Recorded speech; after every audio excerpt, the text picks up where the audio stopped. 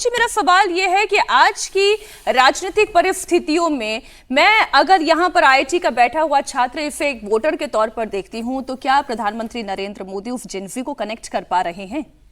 नहीं, कोशिश तो कर ही रहे। ये तो पता चलेगा कुछ दिनों के बाद कि वो कितना कनेक्ट कर पा रहे हैं। लेकिन एक चीज़ देखिए आप, ये समस्या सिर्फ पढ़ाई और शिक्षा की लेने की नहीं है। पढ़ाई और शिक्षा के बाद जिस तरह के लोगों को अपने जीवन के लिए या नौकरी के नाम पे कहिए या व्यवस्था के नाम पे कहिए जिस संघर्ष करना पड़ता है, उसके बाद इन तरह के शिक्षाओं पे प्रश्न चिन्ह तो लगता है कि हमने किया क्या। इसको देखते हुए ऐसा नहीं है कि सरकार ने कुछ कदम नहीं उठाए थे। यदि स्टार्टअप की बात किया जाए तो ये सरकार को महसूस था कि लोग शिक्षित होकर आ रहे हैं, तो उनको कहाँ हम सेटल करें और किस तरह की व्यवस्था को ले आए, तो उसके लिए एक स्टार्टअप पहले से शुरू किया गया था। लेकिन यदि जंतर मंतर के चीज़ों को देखा जाए तो सरकार इस उम्मीद में नहीं थी कि अंदर में इतना बड़ा विद्रोह या कहिए कि व्यवस्था में इस तरीके से बदलाव आ रहा है। सरकार ने उस चीज़ों को देखते हुए यदि उस पर कोई भी वर्क कर रहा है तो ये अच्छी बात है। विद्यार्थी के लिए भी सही बात है और देश के लिए भी सही बात है।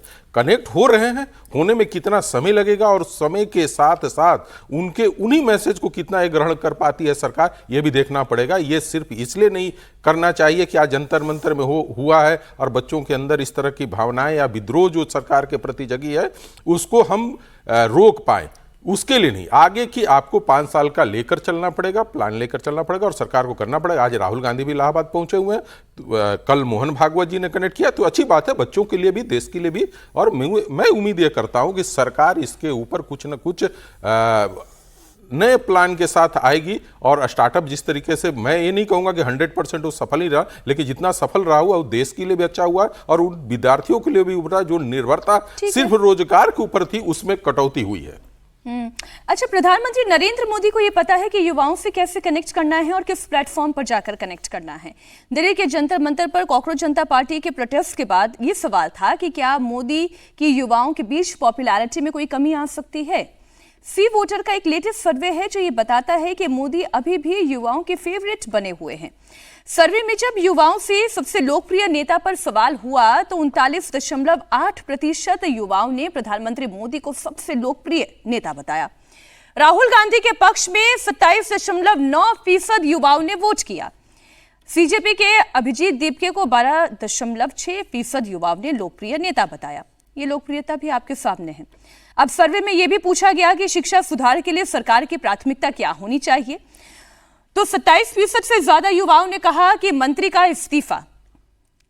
लेकिन 31% युवा ऐसे भी थे, 31 कहिए या 32% कह लीजिए, तकरीबन युवा ऐसे थे जो सख्त एंटी पेपर लीक कानून के साथ दिखाई दिए। तो वहीं 11.9% यूथ ने एनटीए में बदलाव की मांग की। 16.7% युवा शिक्षा सुधार पर बने हुए एक्सपर्ट पैनल के फेवर में नजर आए।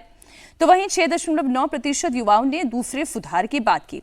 एक और प्रश्न आपके सामने रख दूं जो इसी सर्वे में पूछा गया कि पेपर लीक रोकने के लिए सरकार के उठाए गए कदमों से क्या वो संतुष्ट हैं, तो 33% लोगों ने तो हां कहा, लेकिन 50% से ज्यादा लोगों ने ना कहा। 16% लोगों ने कहा कि उन्हें पता नहीं है।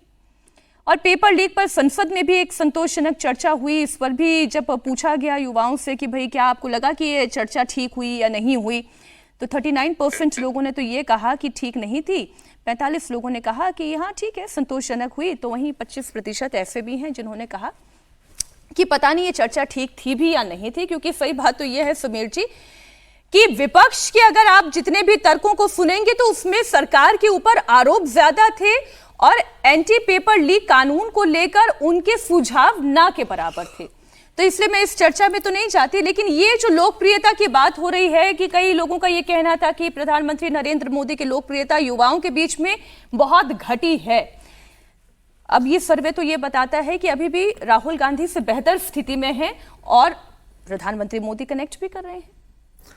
देखिए, अगर ये सर्वे नहीं भी आता, अगर हम सर्वे की चर्चा नहीं भी करते और ये पूछा जाता है कि भाई युवा में सबसे लोकप्रिय नेता कौन है, तो मुझे लग रहा है कि प्रधानमंत्री मोदी का ही सब लोग जनरली नाम लेते हैं। प्रधानमंत्री मोदी की लोकप्रियता युवाओं में भी बरकरार है और 12 साल के शासन के बाद भी, 2014 का चुनाव हो, 2019 का हो, 2024 का लोकसभा का चुनाव हो, 12 साल के शासन के बाद भी लोकप्रियता के शिखर पर बने रहना, जब तमाम युवा नेता देश की राजनीति के अंदर मौजूद है। राहुल गांधी है, अखिलेश यादव है, वहाँ पर तेजस्वी यादव है, अरविंद केजरीवाल भी अपने आप युवा ही लीडर से माने जाते हैं। तमाम युवा नेताओं के बीच में भी अगर प्रधानमंत्री मोदी अपनी लोकप्रियता बना के रखे हुए हैं तो ये बताता है कि युवाओं से वो किस तरीके से कनेक्ट करते हैं। जब प्रधानमंत्री मोदी को लगा कि भाई जेन जी और यंग युवाओं के साथ मेरा कनेक्ट प्रॉपर नहीं हो पा रहा है, जंतर मंतर के बाद तो तत्काल प्रधानमंत्री मोदी ने इंस्टा पर आकर जिस तरीके से बात करो, इंस्टा पर वो कुछ जिस तरीके से देखा गया, तो प्रधानमंत्री मोदी इस बात को जानते हैं कि भाई युवाओं का जो ठिकाना है वहां मुझे कैसे शिफ्ट करना है, और तत्काल उन्होंने अपने आप को वैसे बदला और युवाओं से बातचीत करना शुरू कर दी। तो मुझे लगता है कि प्रधानमंत्री मोदी इस बात से बहुत अवेयर रहते हैं कि भाई समय की क्या मांगे, युवाओं कहां पर ज्यादा एक्टिव है, युवाओं से कैसे कनेक्ट होना है और युवा आपसे क्या चाहते हैं। तो प्रधानमंत्री मोदी के अंदर ये बदलने की जो ताकत है समय के हिसाब से, ये उन्हें सबसे लोकप्रिय सबसे बड़ा नेता बनाता है। अब आज दीक्षांत समारोह में प्रधानमंत्री इस बात का जिक्र कर रहे थे युवाओं से कि भाई समस्या तो समस्याओं का समाधान भी आप करो, तमाम उन्होंने युवाओं से कहा चीज़ों को लेके। मुझे लगा कि IIT पास आउट जब युवा निकल रहे हैं तो उनके पूरे करियर में उनको ना ऐसा कोई सब्जेक्ट मिला होगा, ना ऐसा कोई टॉपिक होगा, ना उन्होंने ऐसी पढ़ाई की होगी, वो सिर्फ प्रधानमंत्री मोदी के जीवन को ध्यान के देख ले तो मुझे लगता है कि उन्हें अपने जीवन में सीखने के लिए बहुत मिलेगा आने वाले समय के लिए, कि एक व्यक्ति कैसे अपने जीवन के अंदर एक चाय बेचने वाले परिवार से निकल के दुनिया के सबसे बड़े लोकतंत्र का सबसे बड़ा नेता बनता है, सबसे लोकप्रिय नेता। तो उसने जीवन में अपनी चुनौती को कैसे लिया, अगर युवा उनसे सीख ले तो मुझे लगता है कि IIT के स्टूडेंट जीवन में कभी असफल नहीं होंगे।